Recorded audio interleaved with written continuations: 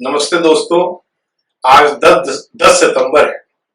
आज गणेश चतुर्थी का शुभ अवसर है। इस अवसर पर हम गणेश जी का जन्म दिवस मनाते हैं। दोस्तों, थोड़ा याद दिलाना चाहूंगा और आप लोगों को थोड़ा समझाना चाहूंगा कि गणेश भगवान का जब अन्नप्राशन उत्सव मनाया जा रहा था, जब 56 प्रकार के व्यंजन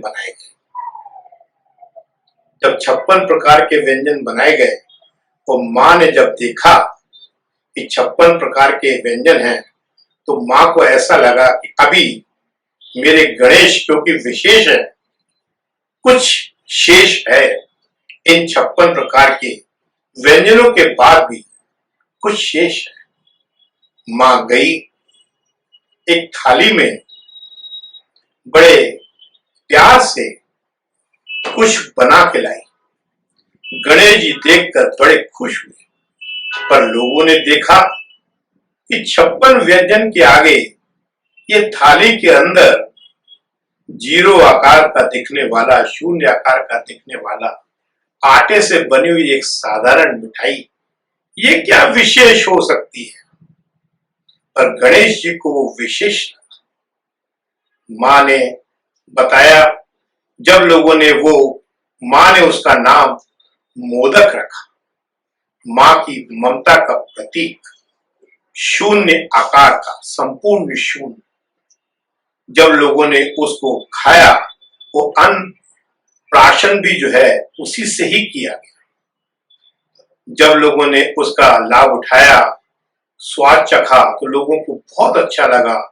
इतना मीठा, इतना प्यारा, सारे व्यंजनों से अच्छा। तो वो जो है, जैसे गणेश जी अलग ढंग से भगवान ने बनाए हैं, अलग ढंग से उनका शरीर है, ऐसे ही मोदक भी जो है, बाहर से अगर देखो तो कोई बहुत अति सुंदर नजर नहीं आता, पर अंदर उसका स्वाद और उसकी मिठास काफी है।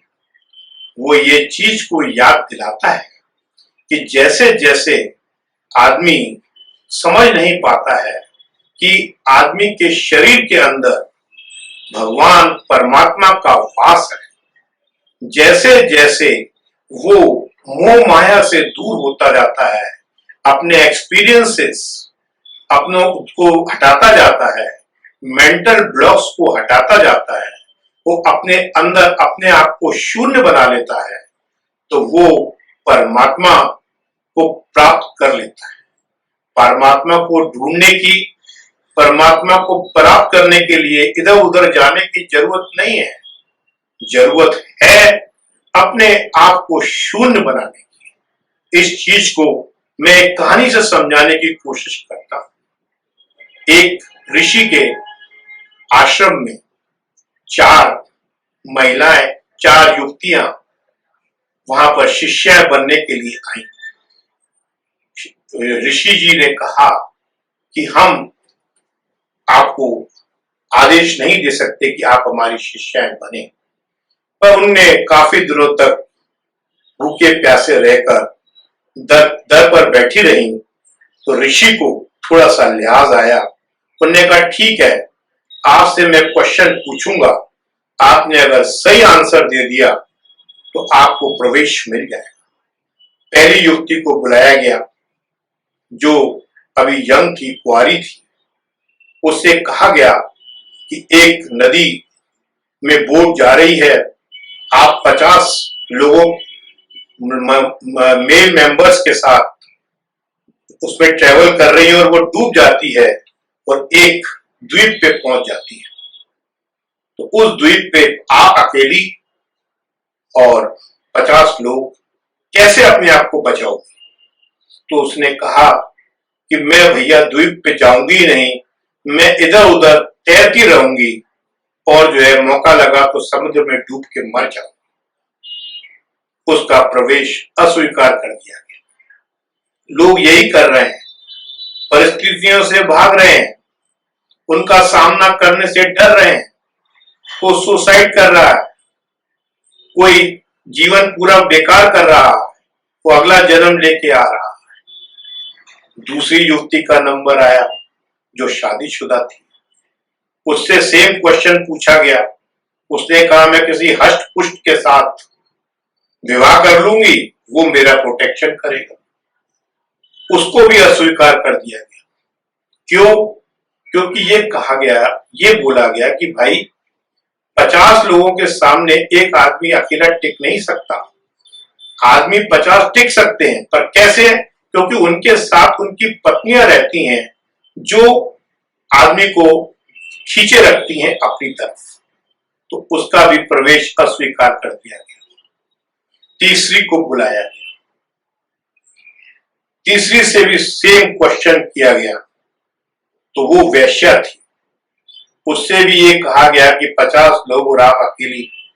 तो उसने कहा कि महाराज कश्ती मुझे दिखती है, दीप मुझे दिखता है, 50 लोग मुझे दिखते हैं, पर इसमें समस्या क्या है? समस्या तो मुझे कुछ नहीं दिखती। जो समस्या को फेस ही नहीं करना चाहता उसको भी अस्वीकार कर दिया गया। चौथी स्त्री को, चौथी महिला को बुलाया गया, उससे पूछा गया सेम क्वेश्चन। उसने आंखें बंद करी। वो अज्ञानी थी, उसको ज्ञान नहीं था, किसी बात का ज्ञान नहीं था, वो कुछ नहीं जानती थी। आंखें बंद की, उसने कहा कोई दिक्कत नहीं है, मैं उनके साथ रह लूंगी। उसको स्वीकार मिल गया आश्रम। कहने का तात्पर्य यह है, पहले वाली ने जो है डर के मारे क्विट किया, और दूसरे वाले ने अपने एक्सपीरियंस के आधार पर शादी का प्रस्ताव रखा। तीसरी वाली ने समस्या को देखा ही नहीं और जो है फैसला कर दिया। चौथी वाली क्योंकि अज्ञानी थी, उसको कोई ज्ञान नहीं था, अंदर से वो शून्य थी, तो उसने जो है कोई जवाब नहीं दिया। और इग्नोरेंस बस, इसलिए कहा जाता है इग्नोरेंस इज ए ब्लेस। दोस्तों, मोदक की तरह अपने आप को महाशून्य में अंदर से कन्वर्ट करें और परमात्मा की प्राप्ति करें। यही सही गणेश चतुर्थी का उद्देश्य है। धन्यवाद।